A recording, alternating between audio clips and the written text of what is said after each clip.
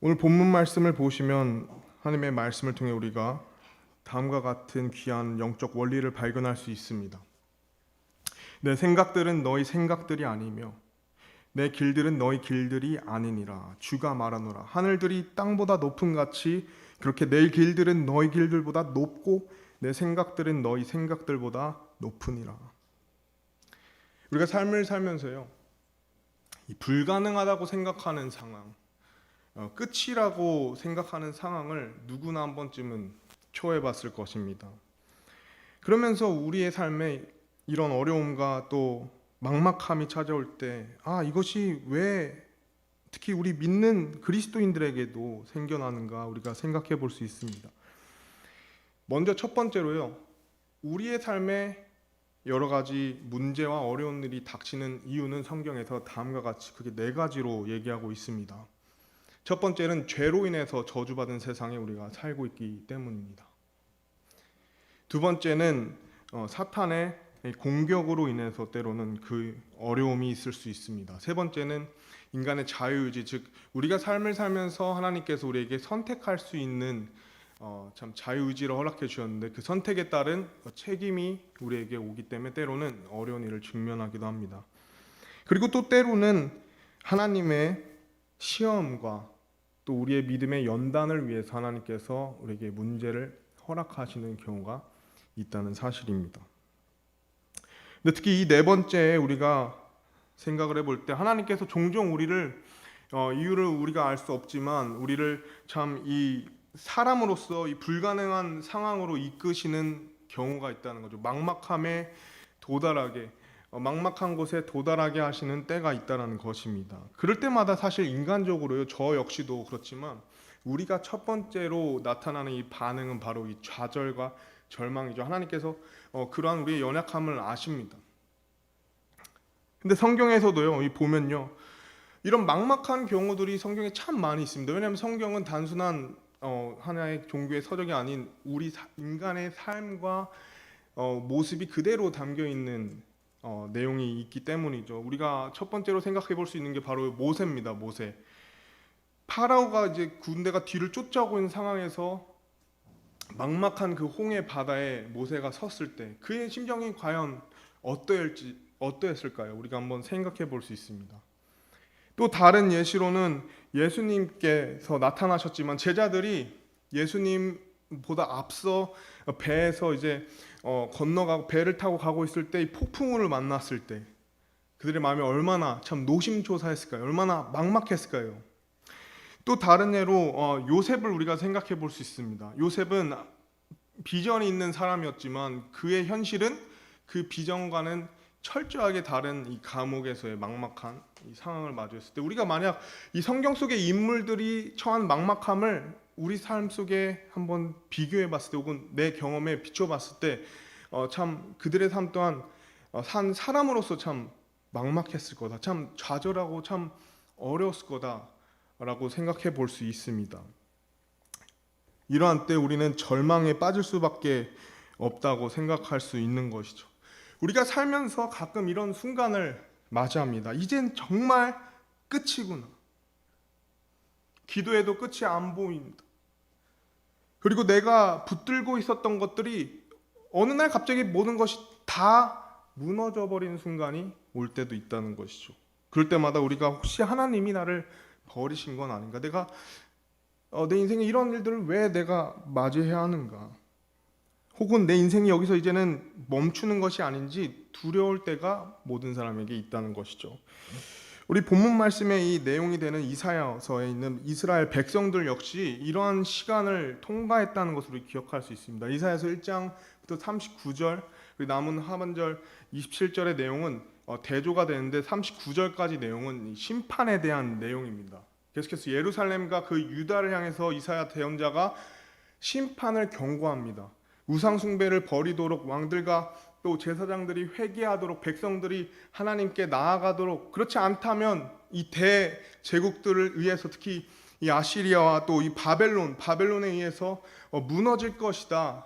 계속해서 경고하고 결국에는 그 일이 말씀대로 일어나게 되죠.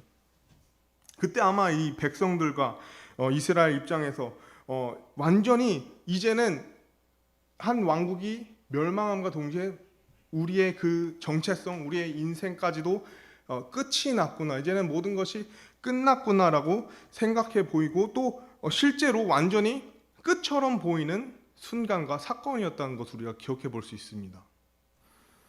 하나님의 성전이 무너졌고 하나님의 백성이 포로가 되어서 다른 나라에 끌려가는 그 심판의 순간의 끝이라고 생각했을 때 그들의 마음에는 하나님이 우리를 떠나신 게 아닐까, 하나님이 이제 우리를 버리신 게 아닐까, 하나님께서 말씀하셨던 그 약속이 끝난 것이 아닌가, 이것이 이제는 종결된 것이 아닌가, 이제는 다시는 회복할 수 없는 것인가, 그들의 마음에, 그들의 눈에 이 현실은 참으로 막막했다는 것입니다. 그러나 우리가 오랫동안 하나님과 동행하다 보면요, 이때가 사실 하나님께서 최선을 다하시는 때라는 것을 우리가 알 수 있습니다. 우리가 끝이라고 생각했을 때, 우리 삶에 막막함이 왔을 때 그때야말로 하나님께서 우리가 그 무엇도 할 수 없는 그 순간에 가장 최선을 다하시는 때라는 것을 우리가 알 수 있다는 거죠. 성경은 그것을 끊임없이 우리에게 보여줬습니다. 그러므로 끝이라 생각했을 때, 우리에게 막막함이 왔을 때 우리에게 중요한 것은 믿음이라는 것입니다. 우리에게 여전히 하나님은 믿음을 요구하신다는 거죠. 여전히 나를 하나님으로서, 나를 인도하는 하나님으로서 믿고 있느냐. 하나님께서는 그 끝처럼 보이는 자리에서 전혀 다른 페이지의 스토리를 만들어 가신다는 거죠. 이사야서가 39장에서 끝나지 않고 40장에서 말씀이 계속해서 이어지는데, 이 40장의 첫 내용은 바로 너희들의 싸움은 이제 끝났다. 너희들의 그녀의 불법이 용서되었다. 그러므로 너희가 이제는 위로를 받고 돌아오라, 이렇게 시작합니다. 심판으로 이제는 정말 멸망을 체감하고 체험하는 그 이스라엘 백성을 향해서 대언자 이사야는 이제 너희 싸움은 끝났다, 끝이어서 이제 너희들은 이제 버림받았다, 이것이 아니라 하나님께서 이제는 돌아오라, 이제는 너희가 회복되었다, 이렇게 말씀하시는 거죠. 바벨론의 포로의 자리에서 버림받은 것이 아니라 더 깊은 구원과 새 언약을 준비하시는 하나님의 역사의 한가운데 있었다는 사실입니다. 그래서 이사야서는 이렇게 우리에게 말해주죠. 하나님은 우리를 끝이라고 느껴지는 자리까지 인도하실 때가 있지만 사실 그 자리는 파멸의 끝이 아니라 우리 생각을 훨씬 더 뛰어넘는 더 좋은 계획과 더 깊은 구원을 준비하는 자리라는 것입니다. 하지만 인간, 우리는 거기까지밖에 못하죠. 우리는 늘 생각합니다. 여기가 우리가 한계죠. 여기까지입니다. 여기가 끝입니다. 그러나 하나님은 그 자리에서 오늘 본문 말씀처럼 우리에게 이와 같이 말씀하시죠. 다시 한번 본문 말씀 보시면, 내 생각들은 너희 생각들이 아니며 내 길들은 너희 길들이 아니니라 주가 말하노라. 하늘들이 땅보다 높은 같이 그렇게 내 길들은 너희 길들보다 높고 내 생각들은 너희 생각들보다 높으니라. 오늘 우리는 이사야서 배경으로 끝처럼 보이는 이 자리에서조차 하나님께서는 더 나은 계획, 우리의 상상을 초월하는, 우리의 차원을 초월하는 그런 계획과 구원을 가지고 일하시는 하나님께서 어떻게 역사하시는지 우리가 다시 한번 믿음을 회복하며, 다시 한번 우리 삶에 혹시 정말 내 삶이 이젠 끝인 것 같다, 막막함과 또 이 삶의 끝이 느껴지는 구간에서 다시 한번 하나님께서 여전히 나를 위해 일하고 계신다는 것을, 그 믿음을 회복하는 시간이 되었으면 좋겠습니다. 왜냐하면 변화는요, 언제든지 일어날 수 있기 때문입니다. 성공도 실패도 끝이 아니라는 것이죠.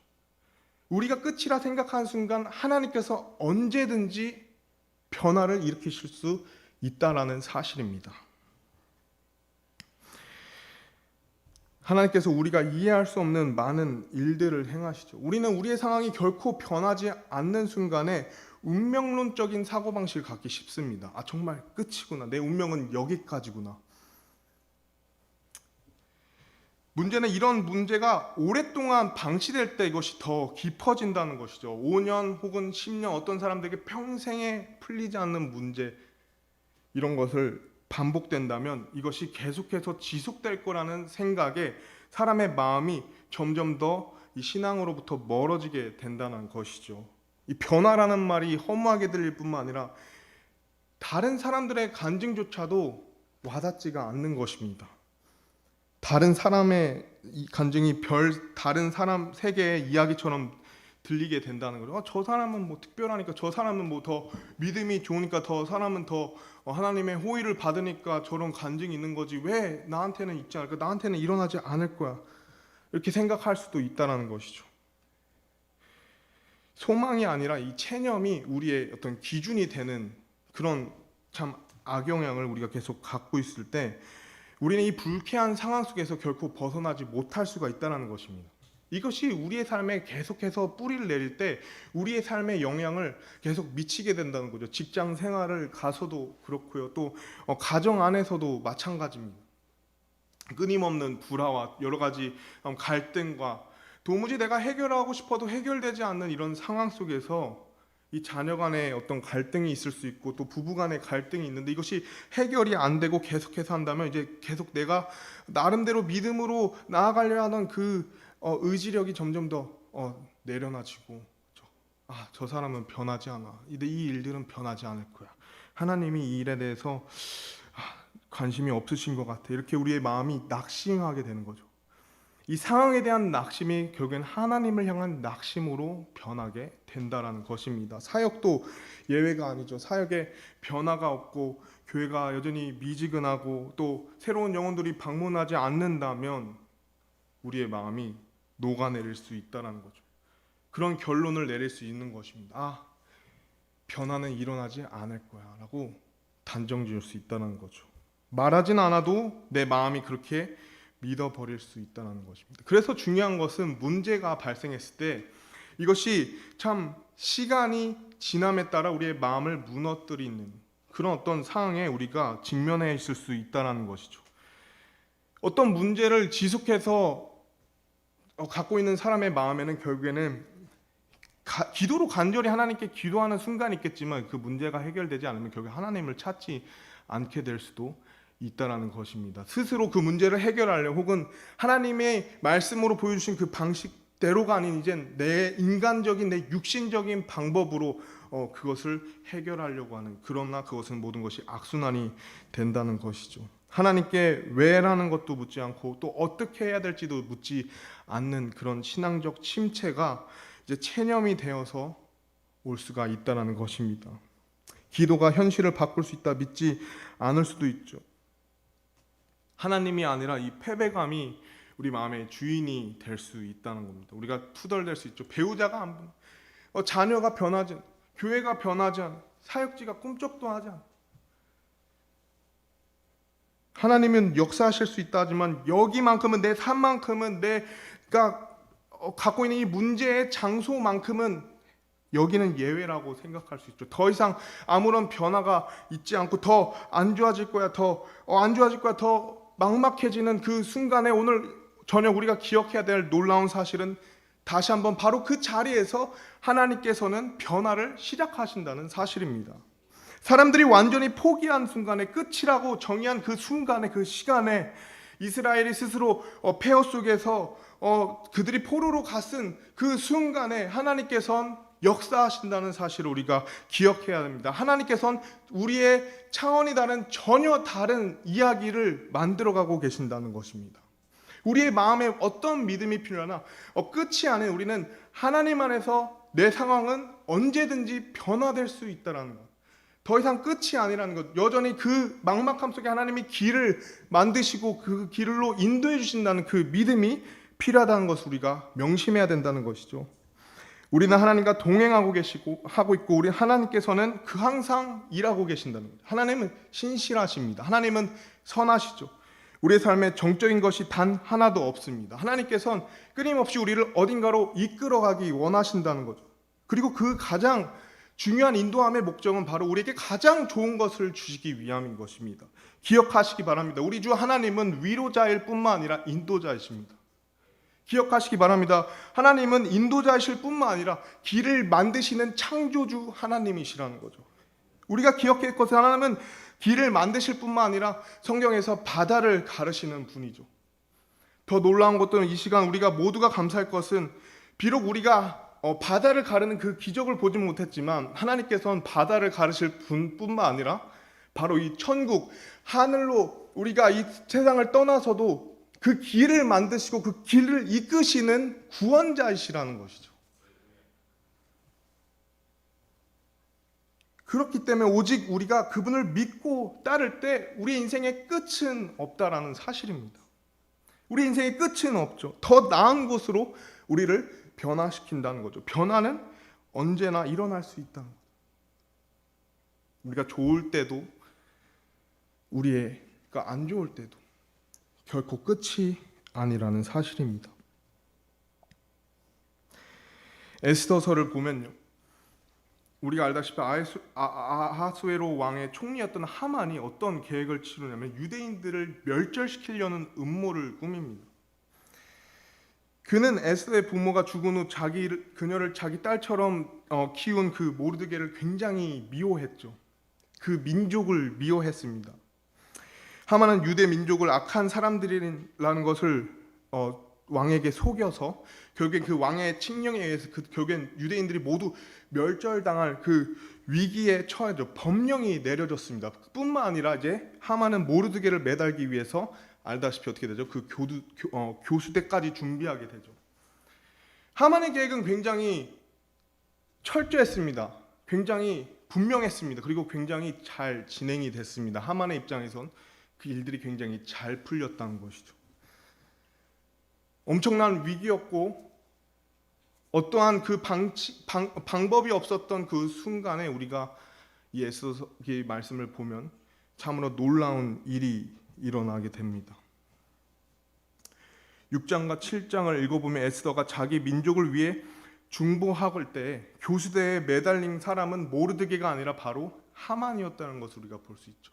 하나님이 그 모든 것을 역전시켜버린 것입니다. 끝이라 생각한 그 위기에, 그 절체절명의 위기의 순간에 하나님께서는 사람들을 사용하셔서 그 일을 반전시킵니다.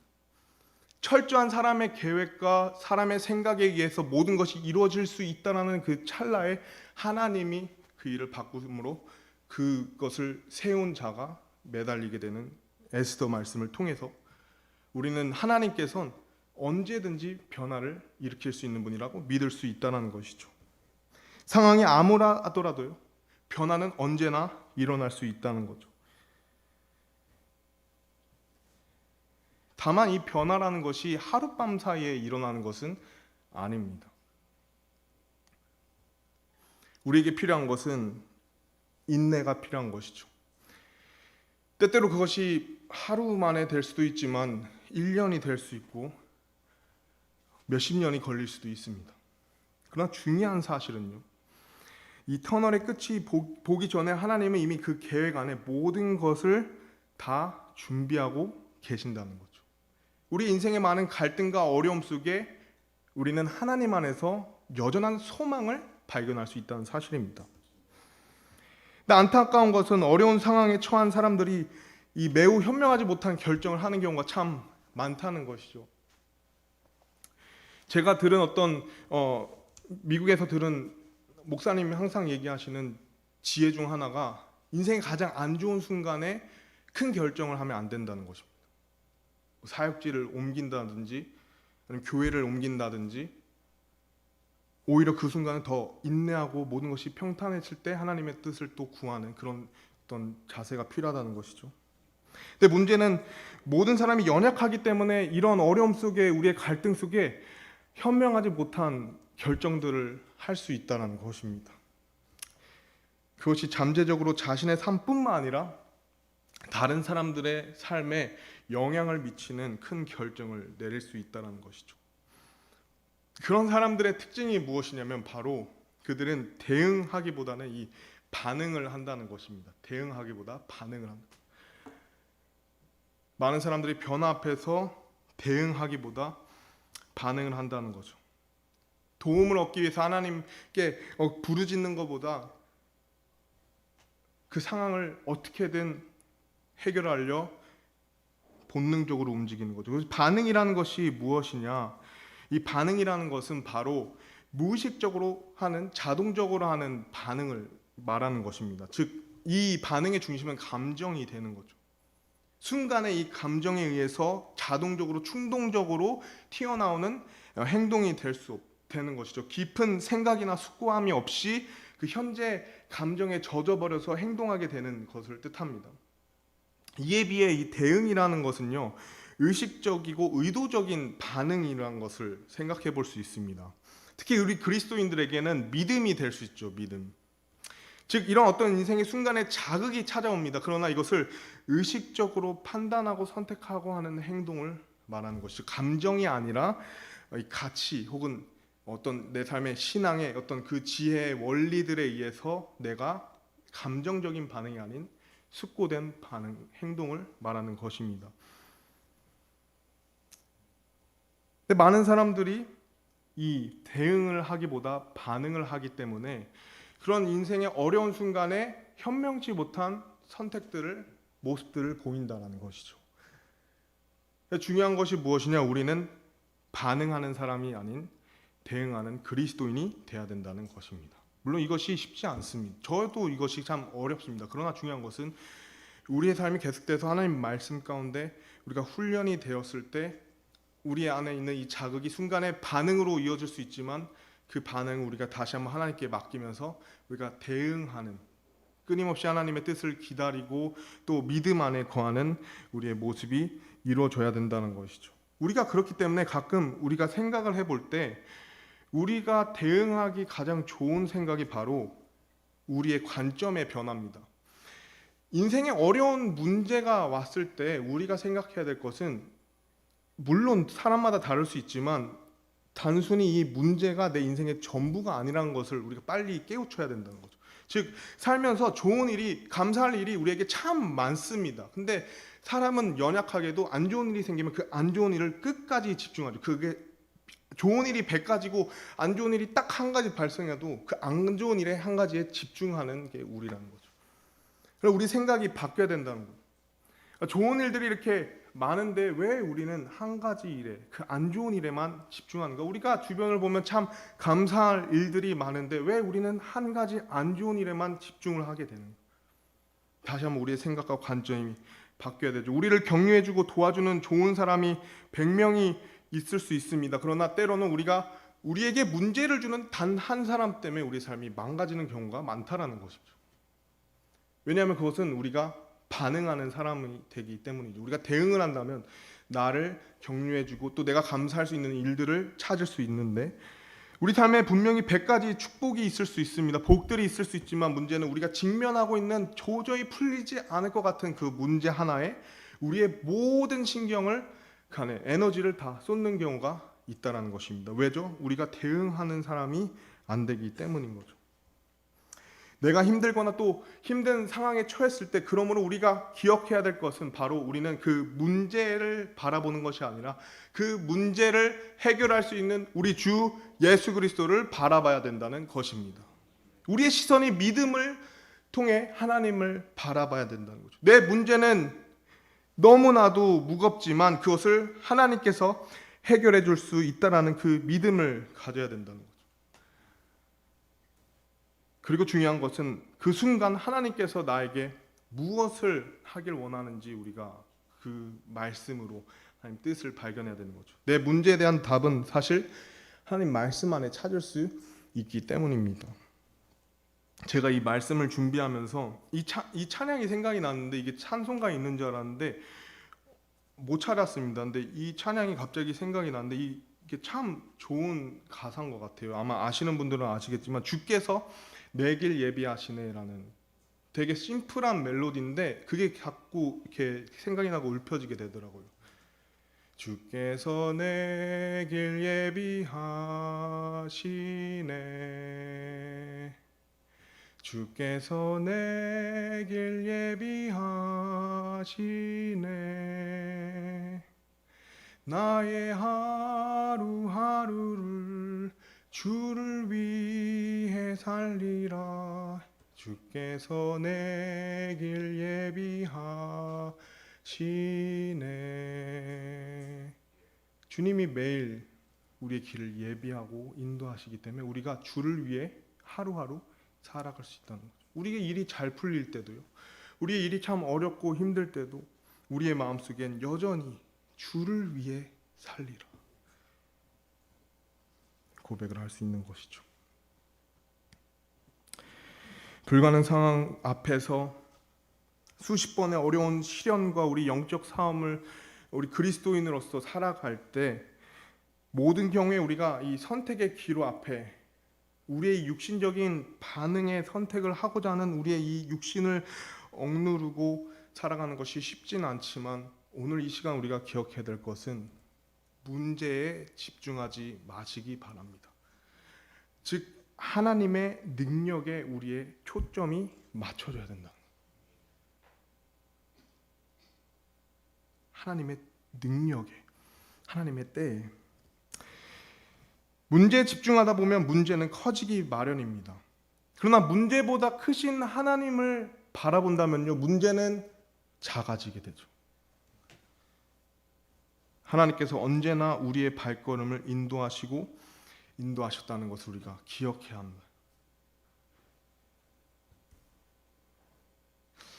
불가능에 직면했을 때 내가 옳은 곳에 있는가에 대해선 이 세 가지 질문을 우리가 생각해 보면 좋습니다. 첫 번째, 나는 오늘날 하나님께서 원하시는 곳에 있는가? 두 번째, 나는 하나님께서 나에게 원하시는 일을 하고 있는가? 세 번째, 나는 이 상황을 처리하기 위해서 최선을 다하고 있는가? 이 세 개의 이 질문에, 내 불가능한 어려움 가운데 이 질문에 내가 예라고 대답할 수 있다면 여러분 계속 인내할 수 있다는 것이죠.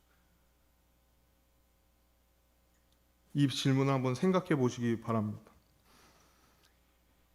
깨끗한 양심과 순수한 마음속에서 내가 이것을 답할 수 있다면 하나님께서 일하고 계신다는 거죠. 내가 오늘 하나님이 원하시는 곳에 있는가? 여기 계신 분들은 다 그 분에 해당되는 것 같아요. 하나님께서 나에게 원하시는 일을 하고 있는가? 이 상황을 처리하기 위해서 최선을 다하고 있는가? 이 마음에 내가 그러하다라는 마음이 있다면 하나님께서 계속해서 인도해 주시고 계시다는 거죠. 만약 이곳에서 내 마음에 걸리는 것이 있다면 하나님과 교제함으로써 그것을 우리가 회복해야 되는 것이 있습니다.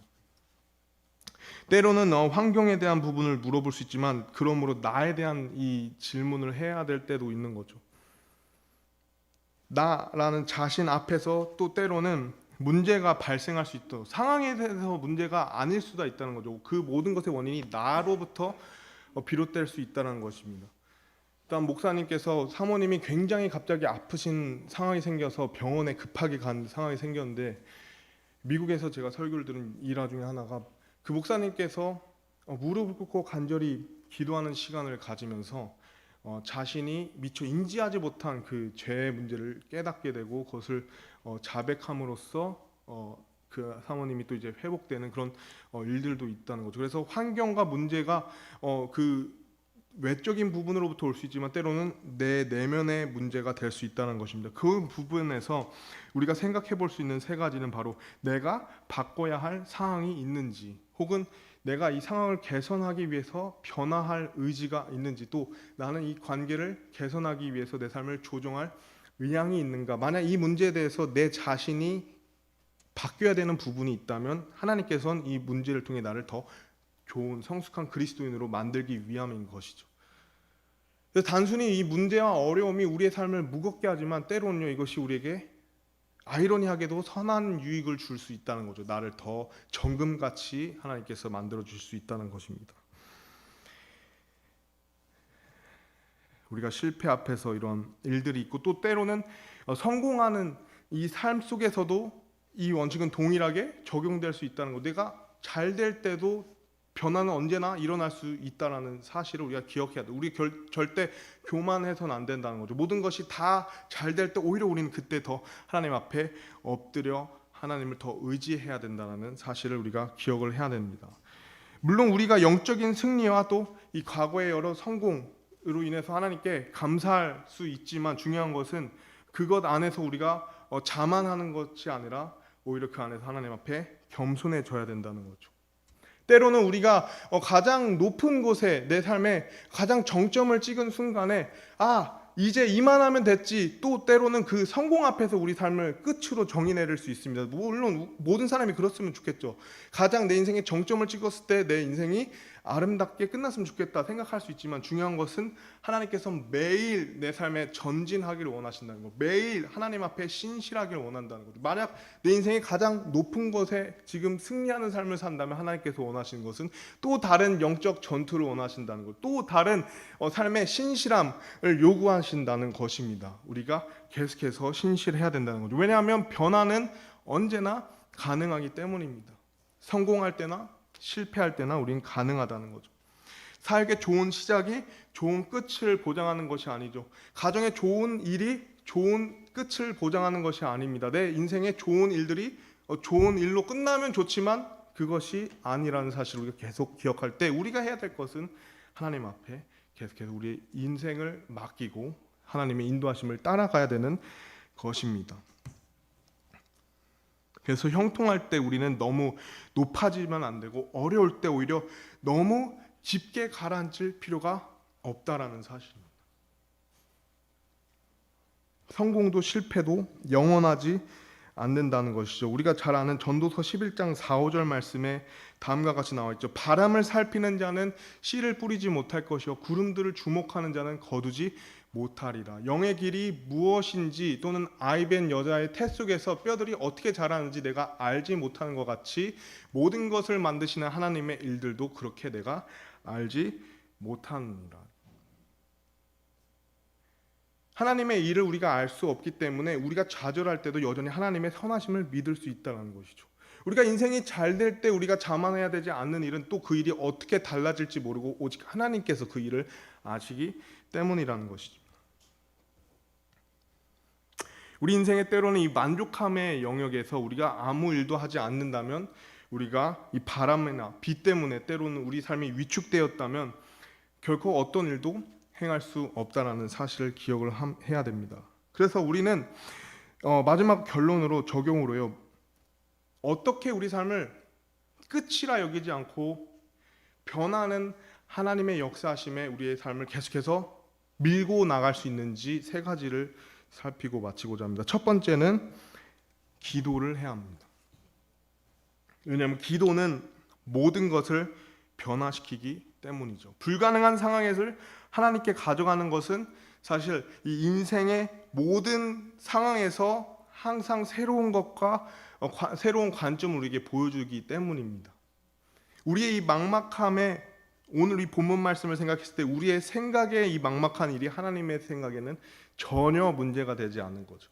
우리가 다다랐다 생각하는 우리의 인생의 끝자락이라 생각하는 그 길에 하나님은 우리의 차원이 다른 길을 만드실 수 있는 분이라는 거죠. 오직 우리가 그분을 의지하고 기도할 때 우리가 그 일들을 경험할 수 있다는 사실입니다.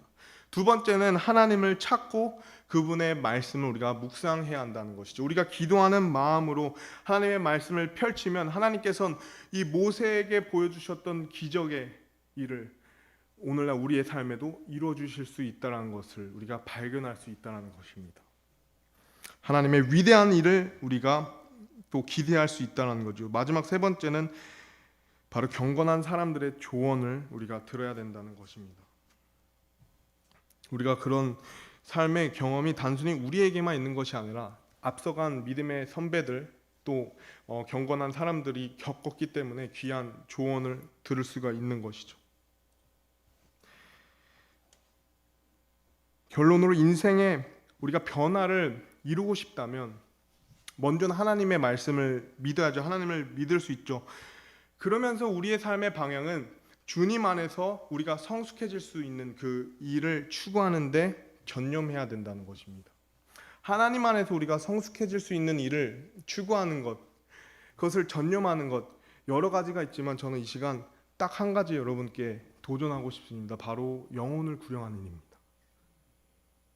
영혼을 구령하는 일. 가장 인생에 힘든 순간이 왔을 때 우리가 가진 인생의 절대적인 진리, 바로 예수 그리스도께서 모든 인류의 죄를 위해 십자가에 달려 죽으시고 묻히신 뒤 3일 만에 부활하심으로 그것을 믿는 모든 사람들은 하나님의 자녀로 거듭난다는 그 놀라운 사실을 우리가 꾸준히 누군가에게 전하면 우리의 삶이 다시 한번 하나님의 변화 속에 인도될 수 있기 때문이죠. 그 외에 내 마음속에 주님 안에서 내가 성숙할 수 있는 일들이 무엇일까 우리가 기도하면서 우리가 발견할 때, 그것이 교회 안에서 내가 계속해서 섬기는 일이 됐든 혹은 내 주변에 혹시 나처럼 힘든 누군가가 있지 않을까, 내가 영혼에게 마음을 갖고 관심을 갖고 사랑으로 대하는 그 일들을 하나님의 능력으로 힘으로 우리가 행할 때 내 자신이 성숙해져 간다는 거죠. 더욱더 예수님을 닮아갈 수 있다는 사실입니다.